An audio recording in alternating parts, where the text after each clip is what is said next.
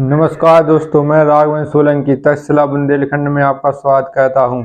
आज आपको बताया जाएगा हिंदी में जो अगला आने वाला टॉपिक विलोम शब्द है। इसके पीछे की क्लासें आपको 6-7 क्लास टॉपिक करवा दिए गए हैं। आज एसएससी जीडी यूपी कांस्टेबल और एमपी पटवारी के लिए विलोम शब्द मुख्य हैं जो उसमें बताए गए हैं। आज विलोम शब्द की क्लास है आपकी। जो विलोम शब्द का मतलब होता है उल्टा किसी चीज का। आइए देखते हैं। आज क्लास है आपका विलोम शब्द का। इसमें विलोम शब्द वे शब्द होते हैं जो एक दूसरे के विपरीत होते हैं, उन्हें विलोम शब्द कहते हैं। एक दूसरे के उल्टे होते हैं। इनमें उपसर्ग का बहुत बड़ा महत्व होता है। अगर कोई 100% चीज है तो इसमें कम से कम 60-70% उपसर्ग से उनके अर्थ पलट जाते हैं। उनके अर्थ पलट जाते हैं, उन्हें विलोम शब्द में बदल जाते हैं। जैसे पहला है सब्ब। सब्ब का होता है असब्ब। इसमें उपसर्ग लगा है। इसका सब्ब का होता है असब्ब। सब्ब मतलब सीधा साधा और असब्ब मतलब उल्टा, मतलब कोई हरकत करने वाला या खराब। और पाप सब लोग जानते ही होंगे। पाप होता है और उसका उल्टा होता है निष्पाप। और सापेक्ष का मतलब होता है जो आपके सामने हो। और निरपेक्ष का मतलब होता है जो आपके पीछे हो। और घात आप जानते हो, घात लगाए बैठे या घात। और उसका होता है प्रतिघात, मतलब बदला लेना। एक सम्मुख जो आपके मुख के सामने हो बैठकर, और एक होता है विमुख जो आपके पीठ पीछे हो। पीठ पीछे बहुत से लोग बुराई कहते हैं और सामने मतलब सम्मुख आके आपकी बड़वाई कहते हैं। यही होता है आदि वो होता है जिसका कोई अंत ना हो। आदि अनादि। आदि का उल्टा होता है अनादि। सामिस का होता है निरामिस। सामिस मतलब सम्मुख और निरामिस मतलब निरामिस। अभिज्ञ। अभिज्ञ माने होता है सब कुछ जानने वाला या जानने वाला। और अनभिज्ञ मतलब होता है कुछ नहीं जानने वाला।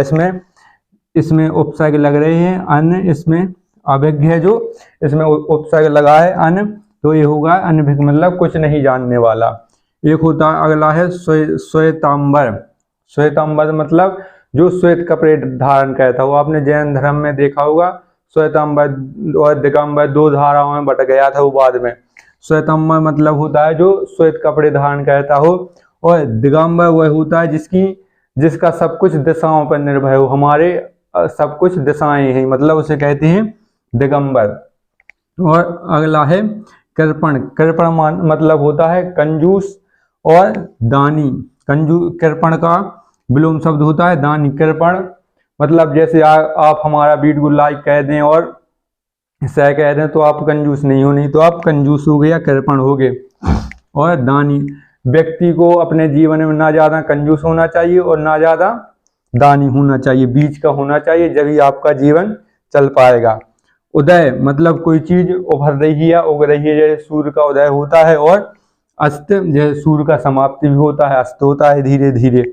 उद्धत उस शब्द से बना है जिसको कहते हैं उद्दंत या बहुत या शैतान मैतान कहता है। और विनीत होता है सुशील, मतलब आराम से बैठने वाला, सहनशीलता से करने वाला। और श्री गणेश का मतलब आप सब लोग जानते हैं किसी चीज की शुरुआत करना। श्री गणेश किसी चीज की शुरुआत करना। इतिश्री मतलब इसका अंत हो गया। इतिश्री इसका अंत हो गया। अर्वाचीन।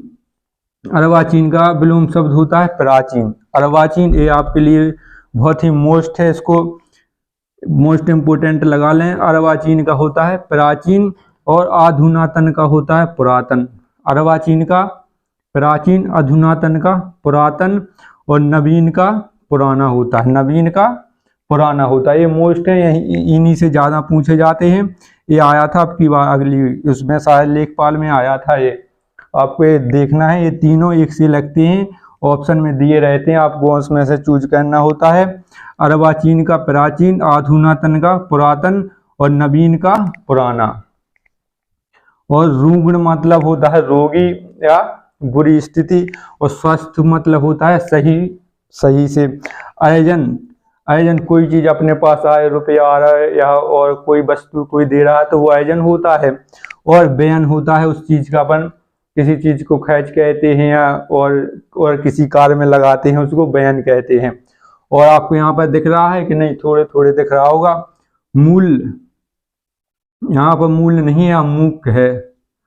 मूक मतलब कोई वस्तु होती है जो बिल्कुल शांत खड़ी हो या बोलती नहीं हो, या कुछ कोई लड़के नहीं होते या कोई व्यक्ति होता कम बोलता है और कोई होता है ज्यादा बोलता है, मतलब मूक का उल्टा होता है वाचाल। और कृतज्ञ, कृतज्ञ कृतज्ञ होता है जो किसी, आपने किसी के ऊपर उपकार किया, उस उपकार को माने, वो उसे कहते हैं कृतज्ञ। और कृतज्ञ उसे कहते हैं जो आपके परोपकार को ना माने या आपके उसको ना माने, आपके एहसान को ना माने, उसे कृतज्ञ कहते हैं। कृतज्ञ जो एहसान मानता हो। नैसर्गिक मान्य होता है प्राकृतिक, नैसर्गिक मान्य होता है प्राकृतिक। और नैसर्गिक का उल्टा होता है कृत्रिम, जो मनुष्यों द्वारा बनाया गया हो। नैसर्गिक मतलब जो भगवान के द्वारा, पर्वत हैं, पहाड़ हैं, नदियां हैं, ये भगवान की देन, उन्हें कहते हैं नैसर्गिक। और कृत्रिम वह होते हैं जो हमने बनाए हैं या मनुष्यों द्वारा बनाए गए हैं, जैसे घर है, पुल है, पुल, नदियों के ऊपर पुल बनाए जाते हैं, घर बनाए जाते हैं, और अन्य वगैरह जो गार्डन वार्डन बनाए जाते हैं, उन्हें कृत्रिम कहते हैं। और अधम, अधम मतलब कोई चीज कम, जैसे अधम। और कोई चीज उत्तम, इसका अधम का विलोम शब्द होता है उत्तम। अति उत्तम स्वागत किया उन्होंने, ये किया वो किया, मतलब उत्तम होता है सही, बहुत अधिक। और आहूत मतलब होता है किसी चीज को बुलाना। जब राष्ट्रपति संसद में वो सत्य नहीं चल रहा होता या किसी बिल पर सहमति नहीं होती दोनों पक्षों में, तो उनको बुलाया जाता है, आहूत कहते हैं, अनुच्छेद 108 के द्वारा। ये आपको बाद में पढ़ाएंगे संविधान की क्लास में। और उसका उल्टा होता है अनाहूत, मतलब नहीं बुलाना। मुखर, मुखर मतलब ज्यादा बोलने वाला। मुखर का होता है मौन, जो कम बोलता हो। और जागृत, आपने सुना होगा जागृत जो ज्वालामुखी होता है, सुषुप्त ज्वालामुखी। जागृत ज्वालामुखी वो होते हैं जो विस्फोट कहते हैं, उसे कहते हैं जागृत। और सुषुप्त मतलब वे रहते हैं जो शांत रहते हैं, आराम से बैठे रहते हैं, मतलब हलचल नहीं कहते, उन्हें कहते हैं सुषुप्त। मतलब कहने कैसे सुषुप्त से फिर रहे हो आप। उपेक्षा मतलब किसी की उपेक्षा करना, उसकी बुराई करना। और अपेक्षा मतलब आशा करना कि हमें आपसे ये अपेक्षा नहीं थी। उपेक्षा का उल्टा होता है अपेक्षा, विलोम शब्द। आलोक मतलब होता है उजेला या रोशनी। और तिमिर का मतलब होता है रात या अंधकार, तो आलोक का तिमिर। और उर्वर, उर्वर मतलब होती है उर्वर जमीन, जहाँ पर अच्छी उत्पादकता हो, जिस मिट्टी में, उसको कहते हैं उर्वर। और ऊसर कहते हैं बंजर भूमि को, जहाँ कुछ नहीं उगता हो, घास लगी रहती है अकेली, उसको कहते हैं ऊसर। ये आपके पेपर की डैश, वनडे एग्जाम की डैश की बहुत ही महत्वपूर्ण है, इसी से आपके 1-2 नंबर के पक्के में फंस जाएंगे।